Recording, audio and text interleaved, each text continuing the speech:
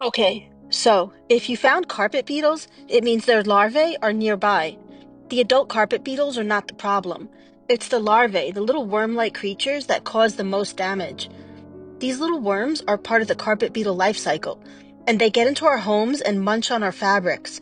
Adult carpet beetles feed on plants, and the larvae feed on your fabrics. We just want to quickly mention, if you've ever dealt with a carpet beetle infestation and had success in getting rid of them, feel free to drop a line in the comments on how you got rid of your carpet beetles. This may in turn help someone else deal with their problem. Okay, so the larvae have hairs that can cause bite-like reactions. Some people mistake these for bedbug bites.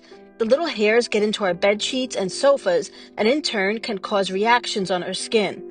So how do you get rid of the larvae? Well, if you're finding many larvae every day, then you may have an infestation on your hands. You want to seal up your windows so the adult beetles don't come in. Then you're going to begin the vacuuming process. You'll want to vacuum like your life depends on it. Turn every single thing you own inside out and upside down. Wash everything. Flip couches and vacuum the bottom of the couch, all seams, and deep inside the frame of the couch. You want to use a long attachment for your vacuum to get inside the frame. Make sure you wash all stuffies and plushies, and anything you can't wash must go in the freezer for 2 weeks or more to kill the eggs and larvae. The dryer will be your best friend during this process. Do this weekly for a few months. If you have a carpet, get it professionally steam cleaned. Put encasements on all mattresses and box springs in your home.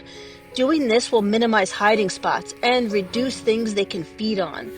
So, if you do have an infestation of carpet beetles, then you need to deep clean everything. And by everything, we mean picture frames on the walls, curtains, bed skirts, clothing, leather goods, and everything within your living space.